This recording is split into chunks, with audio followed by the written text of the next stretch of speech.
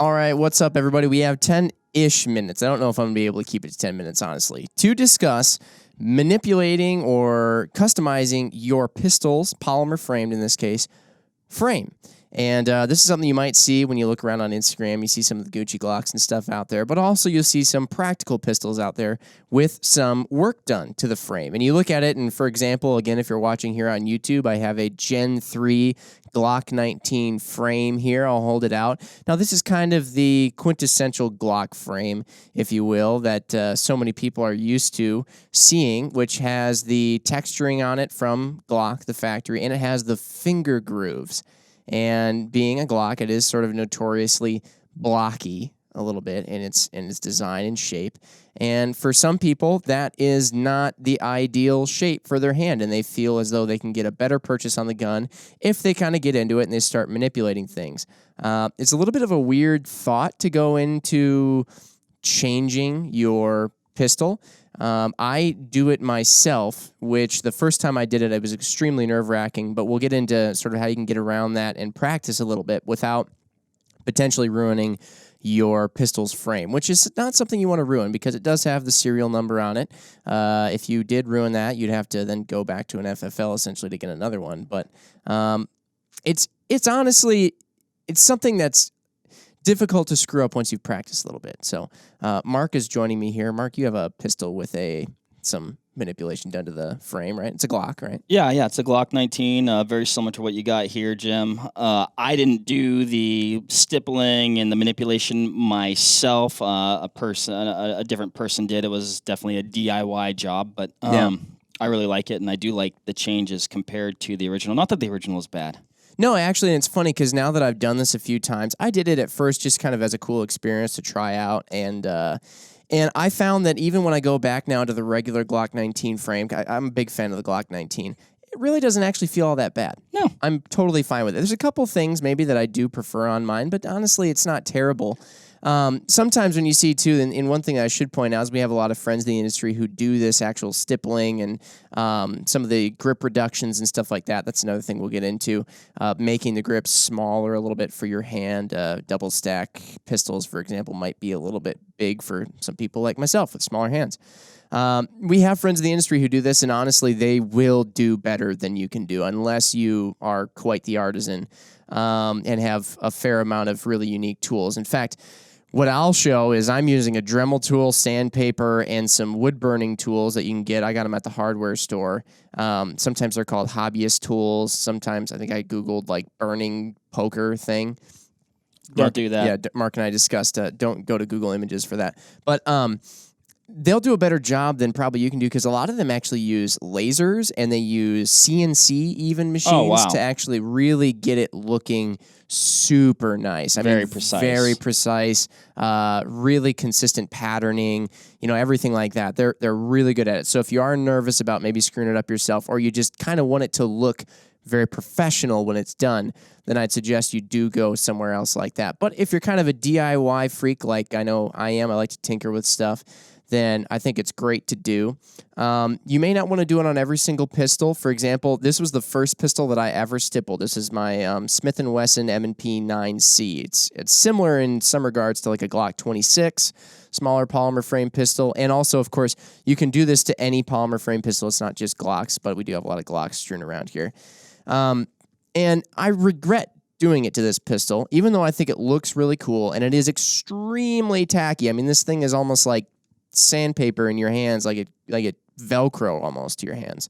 But it's a smaller pistol. This is a pistol that I would have ordinarily wanted to concealed carry, but instead I put this really rough pattern on it.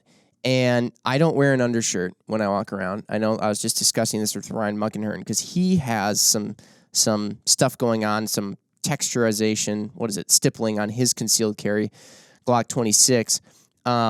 But he wears an undershirt so it doesn't irritate his skin. Whereas, big undershirt guy. Yeah, if I wore this concealed carry in the place that I normally would, I'd end up with hamburger skin on my side. I mean, it's a little aggressive. It's extremely aggressive. So I think the stippling on my pistol, Jim, is actually more aggressive yet. Even really, which actually, to your point with the sandpaper, maybe I'll do a little modification myself. Yep. You can do still some stippling, and then also take some sandpaper to it and smooth it down after you've done it. But at that point, I just kind of figured to myself, I normally concealed carry a Glock 26 now. I haven't done any modifications to that. Right. I also feel a little weird about, and this is something I've heard from a couple people, I know it's a debate out there, but manipulating a gun that's your concealed carry weapon, and if you ever had to find yourself in a situation where you needed to use it, and then you did find yourself in court later on because you utilized it. Interesting. And they saw your gun and saw that you had made modifications to it. I've heard some people say that, it's not always the best look for people to see, he made modifications to it basically to shoot people better, Right. Whereas I don't know. I'm not a lawyer. Well, who knows? Is there some liability stuff in there? I don't know. Exactly. So I kind of figured with that particular gun, my concealed carry gun, I just kept it as is. We have 4 minutes left here. We're probably going to go over 10, everybody. Sorry. Anyway, so let's get into it, actually. We've kind of gone over some of these things now again. So you've determined that this is maybe a competition gun, a range gun, or if you feel like it's not an issue for you, it is your concealed carry gun and you just want to do it. Again, like I said, not a lawyer, whatever. It's all on you. So this is a ton of fun. I actually find it very therapeutic to do because it is sort of it's something that involves a lot of concentration. I can just sit down at my garage and basically just do this. Always wear safety glasses when you're doing this. Mark has his sunglasses on him. I'm wearing my safety glasses because this polymer and stuff, when you get into it with a Dremel, like I do, is going to fly everywhere and it gets into every crevice, and it'll be embedded in your skin, your shirt, and everything when you're done. Always wear safety glasses. Have proper ventilation, because when you're using the wood burning tool on plastic, it'll get that kind of yucky plastic smell. I can only imagine that's super good for you. And it helps to have, on this particular table, I don't have a vise right now, but if you have a bench vise, what I'll actually do is lightly vise the gun and clamp it down, so that way I can get into it, especially if you're watching on YouTube right now, for example, on these Glock finger grooves. Here, I'll vise it for you, This Jim. is a classic thing, the Glock finger grooves, right? So you've taken a Dremel. That's what I'll do at first to really just roughly get the finger grooves gone. And then I'll start smoothing things out with a strip of about 100 grit sandpaper. Here's what I have, is what I start with. And you can always get finer and finer. Higher numerically is a finer sandpaper. But then what I'll do is I'll vise it like Mark has it here with where the finger grooves were up. And then I can just take this sandpaper, and I don't have to have, worry about my hands holding or anything. And I can just run the sandpaper back and forth and back and forth and back and forth. And then it really helps smooth it out. You don't have big bumps anywhere or any sort of unevenness. Sure. So anyways, that's another tool you may want to have on you as a vise. And you can mark my vise here. You can let go of that one, so we're all good there. And then, Jim, as you go throughout the process, do you kind of re-manipulate the pistol and the vise when you're doing different things then? Yep, just to get at different angles. Sometimes you can move it around the vise. Don't ever clamp it down too hard, but just enough that it holds it steady. So that's what I recommend. So basically, wood burning tool, Dremel tool, sandpaper, 100 grit through like 220 or up to maybe like a 400 if you really want to get it smooth, or even higher, up to you. And then the bench vise. So once you're getting into it, the first thing I'll do, and the first way that I started on A2 grips for AR-15s. Oh. I once checked, actually, if you wanted to even go buy one of these things. I'm sure almost nobody does, but if you wanted to go buy one, I think they're like $2.50 the last time I checked. They'll probably be, there's tons of people who'll just give you an A2 pistol grip. That's how I got a bunch of ones that I had, because people get lower parts kits, and a lot of times those lower parts kits come with an A2 pistol grip, and so nobody uses it. They go for like a Magpul or whatever, some nicer grip, but then they just have this laying around. And so it's polymer, and it's even black in color like a Glock, so if you're seeing how your finish looks on black.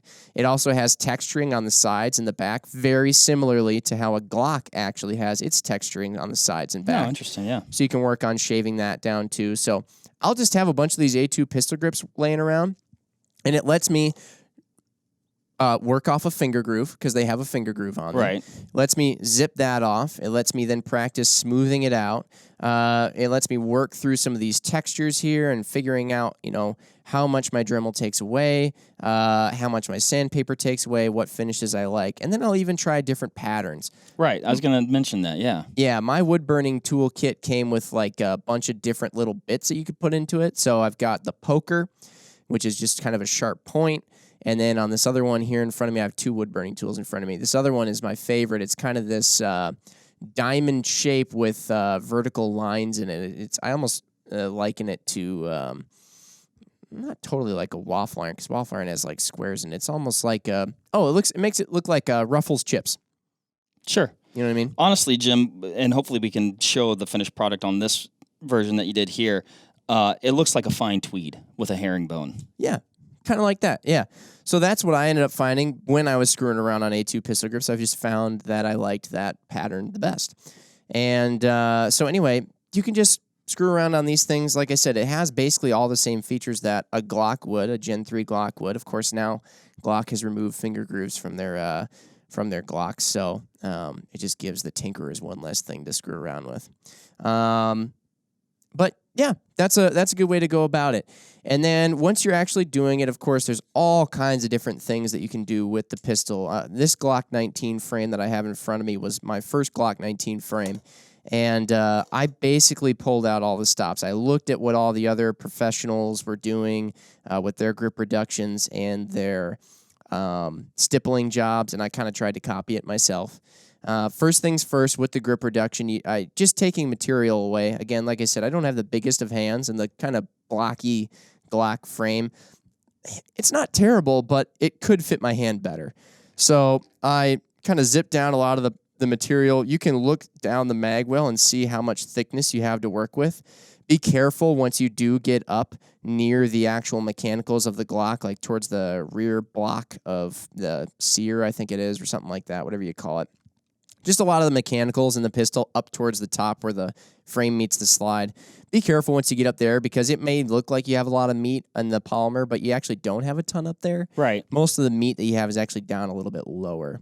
But you can shave off a fair bit to fit smaller hands. You can do the trigger guard manipulations too, where people will shave out a little bit at the very back of the trigger guard where it meets with the regular grip. That just allows your fingers to essentially get up higher into the gun. The closer you can get to the bore of the pistol, in theory, the better you can control the gun, because you don't have all that top-heavy energy moving backwards. You're kind of more into it. You can even scallop out, and I'll try and show the camera here, but you can even scallop out the finger guard in the middle a little bit for your supporting hand that comes underneath and grips there. Just obviously doing stippling all the way around. I tried to do stippling only where I felt I needed it. So I'm right-handed on the right side of the pistol. I didn't do any stippling up here because I felt I didn't need it. And so I really wanted to go as minimalist as possible. Only put it where I saw my hands were touching. You can shave away. I think Glock has this little thumb divot thing here and a little ridge at near the top of the grip. Even up where, so again, if you're holding the pistol sort of properly, again, right-handed for me, and my left hand comes in and my left thumb sort of goes forward on the frame toward the barrel end, or the end of the barrel on the gun, you'll have that one portion where on a regular Glock frame, it's just completely smooth. And it's right near the takedown, slide down lever things. And this is the one thing that I will always do on a Glock that I am using, regardless, even if I keep the finger grooves and everything else the same. I haven't done it in my concealed carry, but like I said, there's a little bit of just a weird feeling about that. Sure. But that smooth portion right in front of the takedown lever thing, that's where I want to put my thumb, and it's just kind of slippery, and it's kind of hard to keep my thumb on that. Okay, sure. And so what I did was I went in with my Dremel, and I sort of almost scalloped out the top half. Oh, interesting. And then left the bottom half sticking out where it was originally. So it almost gave myself a shelf. I was going to say, a little thumb shelf there, yeah. Yeah, thumb shelf for my thumb. And I textured it too, so I stippled it so it's grippy. But that allows me to have really good control, I feel, with the left hand on the gun. I know some of the pros out there do a similar thing. They call it like an accelerator cut. I've heard from, I think that's Agency. I don't want to misquote that, but other people will do similar stuff like that up towards the front of the gun. But that's why I did it. Now, Jim, when you're removing this material, you're talking a little bit earlier about stuff going everywhere. Do you need to be mindful of those, material particulates getting into the mechanicals of the gun at all? Well, that's kind of where I just said it's a Glock, kind of like an AK. Okay. It's designed to get beat up and get dirty. I wouldn't probably hesitate to take a compressed air gun to it after you're done. Probably try and wash a little bit of that stuff out. But I never had an issue with it myself. Well, I've done a Springfield XD, done a Smith & Wesson M&P, a Glock. I never had any issues with that stuff getting hung up in there, but good question. The other thing, last thing I'll mention too that I did, and like I said, I went sort of all out on this one. This was the scariest thing that I did, was scalloping out the mag release area. Okay. So this particular Glock 19, it has not an extended mag release. It just has a regular mag release. And a lot of this stuff too, by the way, keep in mind, I did remove my mag release button when I started doing this stuff because I just didn't want to get that in the way of while I was using the Dremel and sandpaper. So you may have to sort of disassemble some of the things when you do this. Entirely up to your comfort level. But this particular gun, since I didn't have an extended mag release, and I could have just gotten one, of course, that probably would have been the easy thing to do. But I found That's not the Jim way, though. I found it was really difficult to release the mag. Like, I really had to dig my thumb in there. Okay. So I scalloped out the area behind the mag release button. So that way it essentially made that mag release button appear to be raised further. And then that way my thumb can get in there more easily without having to almost change my grip to hit the button properly. Now I can keep my grip and push that button a lot more easily. Gotcha. It was the scariest thing I did because that's also where the inside of the mag well starts to curve around to the front. And it looks like you have a ton of meat to shave away. So I was just getting after it with my Dremel tool, and then I got in there with sandpaper. And when I was done, there is a small section where it's very thin, and with my fingernail, I can kind of poke it in and out. And it's not a hole. Okay. It's not a hole, but it's kind of like that. So without further ado, we should just show an example, I think, of this. Where did I put my A2? There we go. So this is one that I've already done. I've shaved the A2 front grip finger groove off, but now with my Dremel tool, I just got the cheapest. Hold on, Jim. I got the cheapest Dremel that they had. It's called the 100. It only has one speed, and then I got this kit with all the grinding tools. And so this is just there's kind of sandpaper wheel. It looks like a drum. And there we go. I've used this thing a lot. It's a little bit fancy. This appears to be the more aggressive of them. This is the first step. This is like nothing precise at all. You just are running this thing over that finger groove or any really large surfaces that you want to remove a lot of material at once. Boy, that's going fast. Yeah, it happens quick. And it actually mostly, this bit is a little bit old too, so that's probably has something to do with it. But it actually mostly melts the plastic. Yeah, I can smell that. And you got to be a little careful of that too because, once you get down to the point that your finger groove is almost gone, you want to be a little bit more precise with it. You obviously don't want to just keep removing material mindlessly. And so just be mindful of the fact that you are melting it, not just grinding it away once you get down there. So, and of course it would be way easier if this was in a vise. I prefer with this method also, when you're using the Dremel, I know it's probably humorous to a lot of people out there. It's like some people get a Dremel tool and they immediately think they're a gunsmith. That's totally me. With the Dremel, I like to go in one direction. So top to bottom in this particular case. Okay. Because if I was just running it, even though I might remove more material, and I was running it back and forth and back and forth and back and forth and back and forth while it was on the pistol, I'm going to get all this sort of rough crap that is going to kind of screw up the final finish.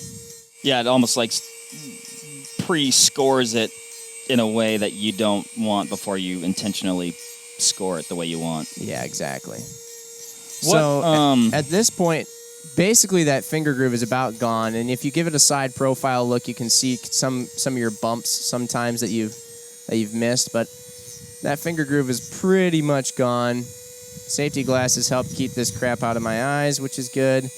And Mark's eyes, hopefully. I'm good. Got your sunnies on.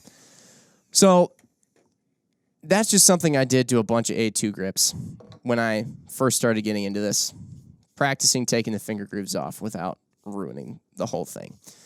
Once you get there, that's where I'll put it in the vise, especially. It's really nice to have the vise, and then I'll take this strip of 100 grit sandpaper and just sort of run it back and forth over it until it gets this nicer, smoother finish on it. And right there off the bat, if you wanted to start testing out your, I'm trying not to melt cords. I think I might have even gotten a little bit of that one, but testing out your patterns, you can take your wood burning tool. So again, this is the pointy tip. This is where you're going to get that real repetitive dot texture. And you can just start poking away at it, and you'll see it melting the plastic. And that's really all you're doing. You don't have to hold it down very long. You just very quickly touch the plastic and remove it immediately. And you just kind of, it's like when you were a kid and you were coloring in, I'm trying to think of what. I know there'd be times where I'd be sitting with my pencil just going, dot, dot, dot, dot, dot, dot, dot, and then finally the teacher just screams at you because you can't take the sound of a pencil going, dot, dot, dot, dot, dot. But that's basically what you're going to do. And if you decide to do this for your entire pistol or your entire grip, it will take some time because you're trying to coat the entire surface in a tiny pinprick, basically. But it'll take a while. Well, and earlier, Jim, you were talking about it being therapeutic, and I can definitely see that just from, like I said, it's like a very, it's a repetitive nature, but you're focusing at the same time. Mm-hmm.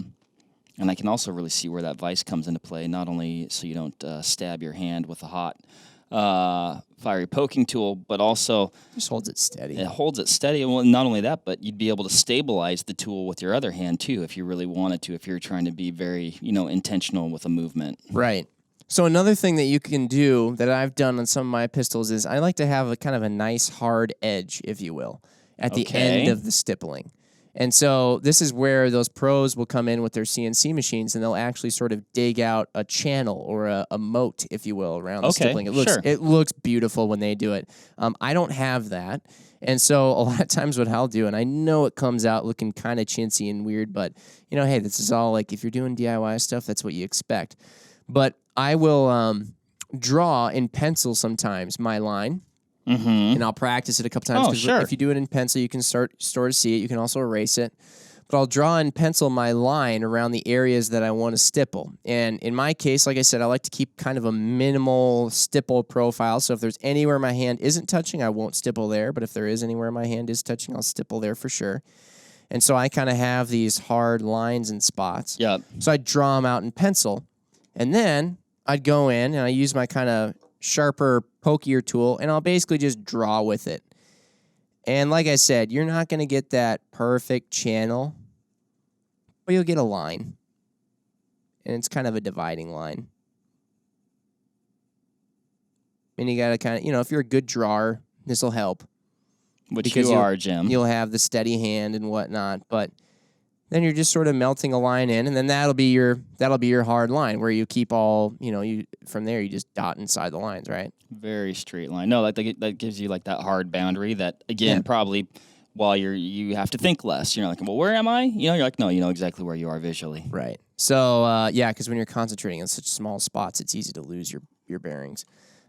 This is the bit that I would do the herringbone-ish pattern with. Again, like I said, it's a much, much larger bit, so it doesn't take quite as long to do, and it looks a bit like a Ruffles potato chip with the ridges.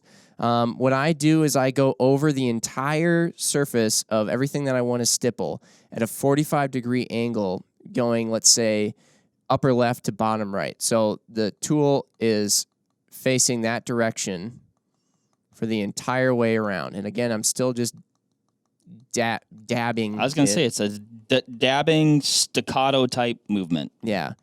And I'll do that. So you can kind of see now everything, all the lines are in the same direction at kind of a 45-degree angle up and to the left.